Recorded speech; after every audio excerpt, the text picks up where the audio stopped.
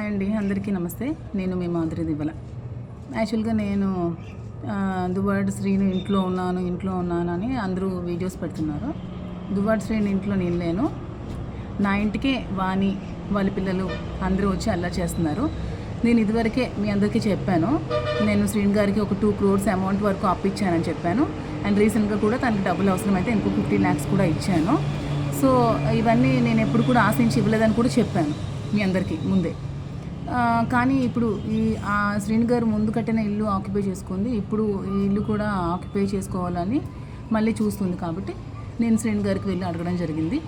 అడిగినప్పుడు శ్రీను గారు, నేను నీకు అన్యాయం చేయడం ఇష్టం లేదు, నేను ఈ అమౌంట్ తిరిగి ఇచ్చే స్థితిలో లేను, కాబట్టి ఇది నా సెల్ఫ్ అక్వైర్డ్ ప్రాపర్టీ, నా కష్టార్జితం, సో నేను నీకు రిజిస్ట్రేషన్ చేసేస్తానని చెప్పడం జరిగింది. సో నేను లాయర్లకి వాళ్ళకి కూడా కనుక్కున్నాను, సెల్ఫ్ అక్వైర్డ్ ప్రాపర్టీ ఎవరెవరికైనా అమ్మొచ్చు అని చెప్పారు. సో శ్రీను గారు నాకు నిన్న 11:40కి రిజిస్ట్రేషన్ చేయడం జరిగింది.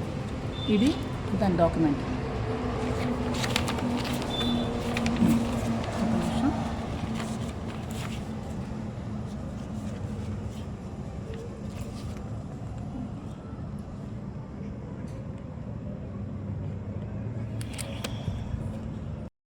సో డాక్యుమెంట్ చూస్తారు కదా. సో ఇప్పుడు ఈ ప్రాపర్టీ కంప్లీట్గా నాది, ఇట్స్ మై ఓన్ ప్రాపర్టీ.